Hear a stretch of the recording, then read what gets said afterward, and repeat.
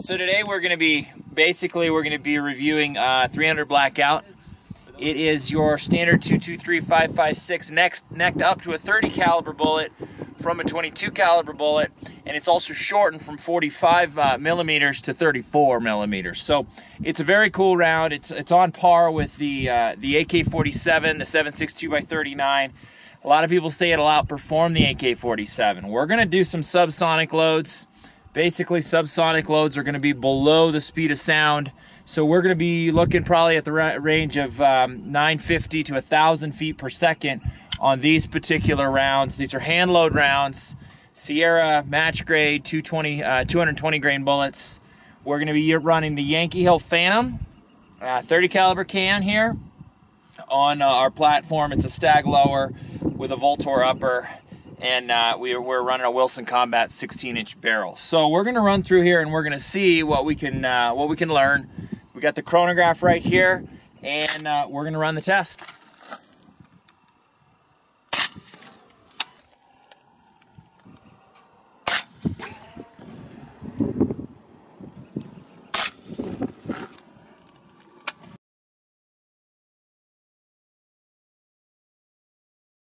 Or you can see that we had some variance with that. It was actually a little bit faster than I thought. So we're actually above 1,000 feet per second on that. We had a little bit of variance. And you can obviously hear very, very quiet. It's a quiet round. And the loudest thing on that, once again, is the action. Cycling the bolt is the loudest thing on that. You can hear the bullet hit the ground at the end of the range. And when you can hear the thud of the bullet, you know that it's a pretty quiet round. So, all right, guys, we're back again. Today we're going to be actually reviewing the. This is an SBR, and this is an 11.3-inch Noveske barrel with a Thunder Beast 30 cal can, and we're going to be running that on another 300 Blackout. So we got the EOTech today. The EOTech. This is actually a very cool EOTech sight. You can see right here.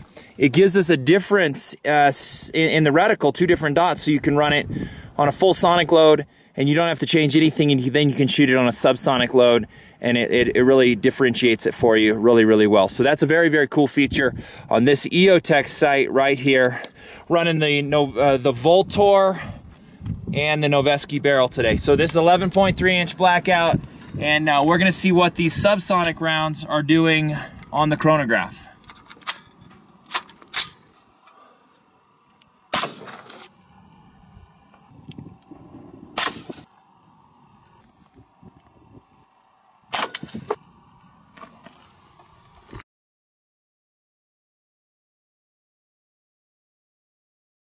So we got some decent feet per second on that as well. They were nice and close.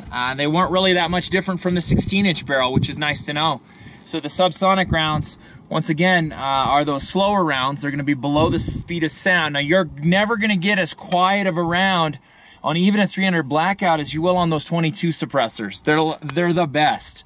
You're going to really get a silent round on those. So if you're thinking to build a 300 Blackout and you're thinking to put a suppressor on it and you're thinking that that's going to be perfectly quiet, it just isn't perfectly quiet. It's not the same. All suppressors are not created equally when you're changing from round to round. The 22s are the best from my experience. You're going to get the quietest, and they're so much fun. These are really, really cool also. They significantly reduce the sound, and they make it a lot more fun to shoot, much more enjoyable. But please don't be fooled. You're not going to get a perfectly quiet round out of it. You just simply will not. There's a lot more powder. It's a lot bigger bullet.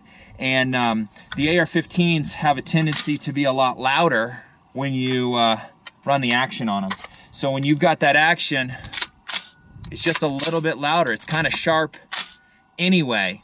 And so it's a little bit louder than other rifles sometimes. So if you were to get a suppressor on a 300 Blackout and it was a bolt action gun, I think it would be a totally different story, and that would be really, really cool. But we're talking about a semi-automatic rifle right now, and that's your 300 Blackout subsonics with your short-barreled rifle, 11.3-inch. So we're going to do some sonic rounds and see how those compare to a 16-inch barrel. We got the data on that. Let's do the data on this and see how they compare.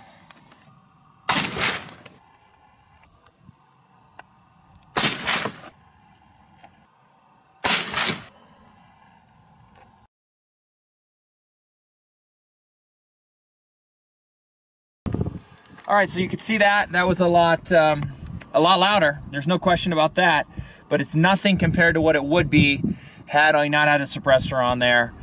Those were just around 2,000 feet per second, which isn't too bad, and so you can see the difference. So we're gonna actually pull the suppressor off, make a couple shots here, and see the difference in the noise.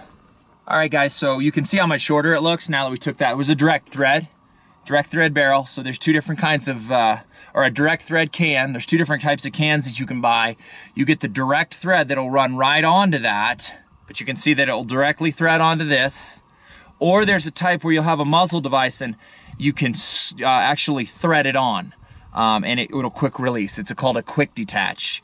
So you've got the two kind. The Thunder Beast that we were running, that was a direct thread. So now we're going to actually use ears. We're going to be using the Sonics. Remember, those Sonic rounds are going to be louder and they're going to be faster. So we're going to do it through the chronograph here, and we're going to see what happens.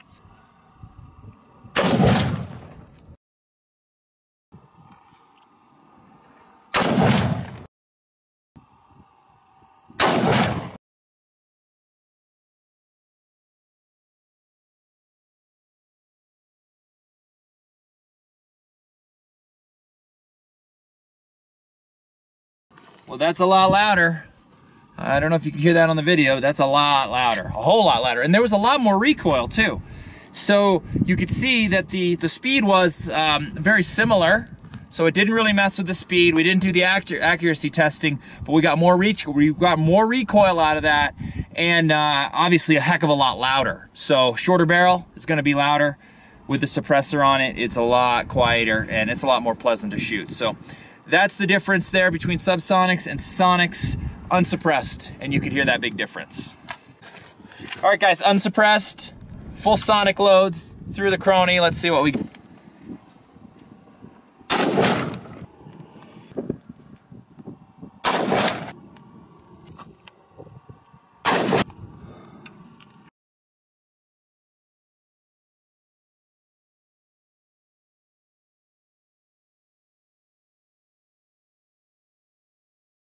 All right, so that's your sonic load.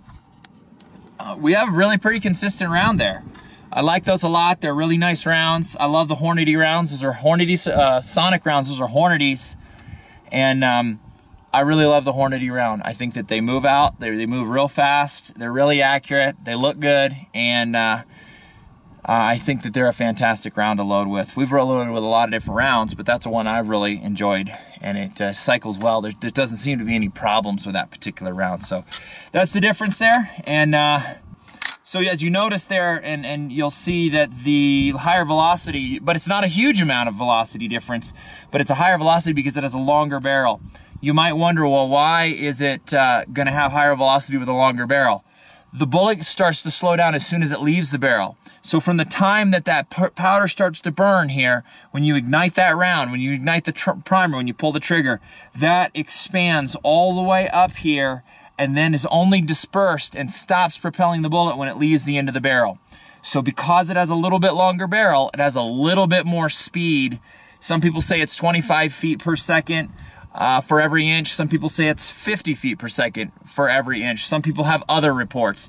But you can see there was some difference, but it wasn't a huge difference.